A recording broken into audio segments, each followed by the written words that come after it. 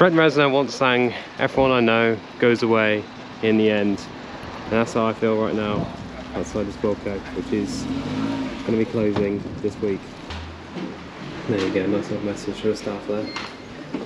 So now we're in Wilko now, and this is what it is now. It's literally loads of shelves, products here and there. People trying to see what they can just get. And it's really weird. So you're probably asking, why is Wilko in this situation? Well, Wilko over recent years have had to compete with other low-budget retailers like you know, your B&Ms, your Poundlands, your Home Bargains, and all these other stores and they've had to like really compete, and it's really saturated the market, and it's meant that Wilko have had to try and be competitive, even though they do a bit of everything. And now it's led to a situation where they've had some financial issues. They went into administration, trying to have a takeover. The takeover didn't quite work. Now it's a situation where obviously everything is almost all the 400 odd stores are closing, and now it's sort of like a fest really to see what last bargains you can get, like these, and they're sold, but like these racks as well. So what did Wilko actually sell? Well, Wilko was a bit of everything really. It was like the homeware stuff, the household items, the cheap tat you need, Tupperware.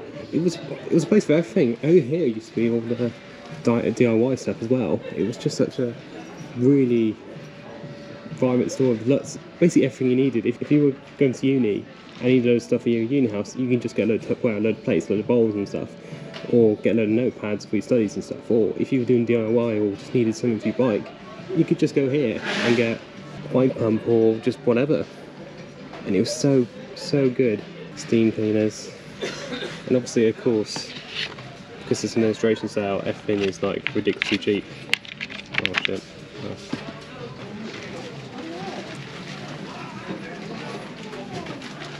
Sorry, bye. Oh, very sad. Wilko. The amount of times it's bailed me out over the years getting stuff. A brand that's been around for nearly 100 years now, it's just reduced to, you know, empty shelves and flower pots, 25p. Ooh, get your gardening on now, guys. And this is the sort of stuff that Wilko sold as well. I mean, large cacti ceramic pot, obviously fake. Nice homeware stuff. You can get like a bit of everything here. Like if you're moving house, or you just want to freshen up the house, you just come here, get some nice fresh decor, candles, new lamps, new lights. It's so nice. Now it's nearly gone. Ooh, not quite the same pick and mix experience. One of the Costa Cup is included as well. Walking around now, there's still a lot of people just walking around, just seeing what bargains you get, and there's more stuff in here than I thought there would be. But then again, this was back in the day a massive store, 2 stories, everything you needed. Definitely need one of these. And this is what I'm saying about Wilko, how great it was. Like if you needed like a new, you know, bowl for your car, you can just come here and get it, or you know, put a new light switch in, or just general new stuff.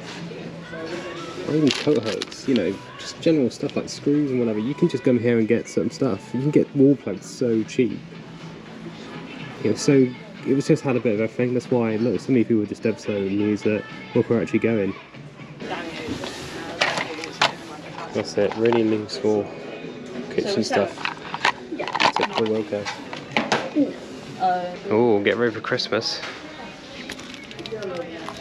Annual drop free. That's actually not a bad price. Or if you do want a single ball.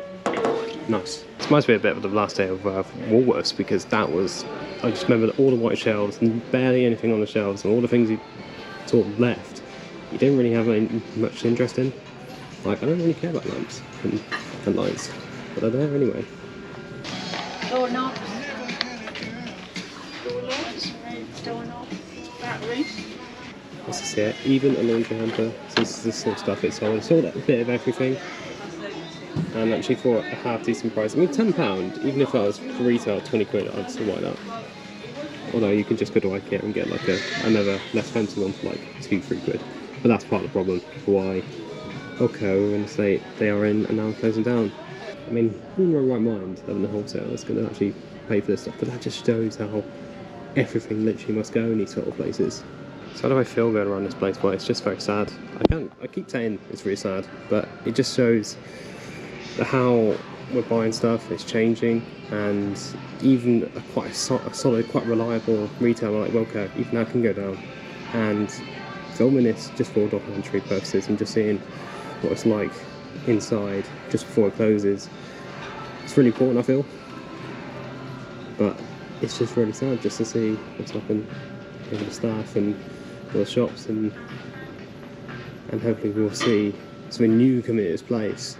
You know, the nice regeneration of these town centres and these shopping units. But I somehow feel like this will just get turned into flats or something.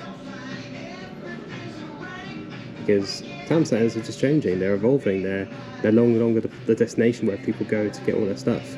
They go to like retail parks, or they go online shopping, or they go to next town over or county just to go for like a nice shopping village or district. They don't really go into town centres anymore.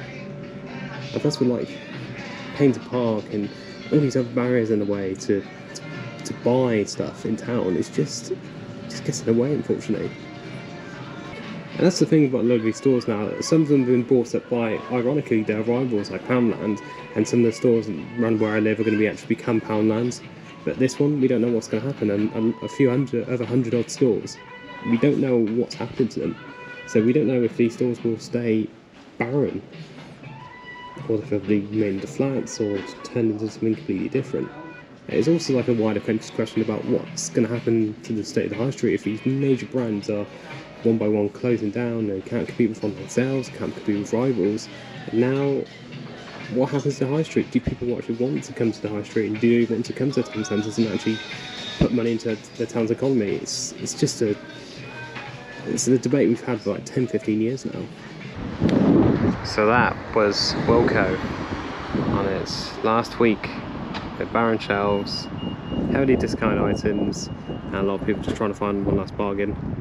If you did like this video, it's a bit different from what I usually will produce on this channel, but it felt right to sort of document the last few days of Wilko. But if you did like the video, please give me a thumbs up. If you have any thoughts about Wilko or have any memories to share, just drop it in the comments below. And of course, if you want to see more of this, subscribe to my YouTube channel. See you soon, hopefully.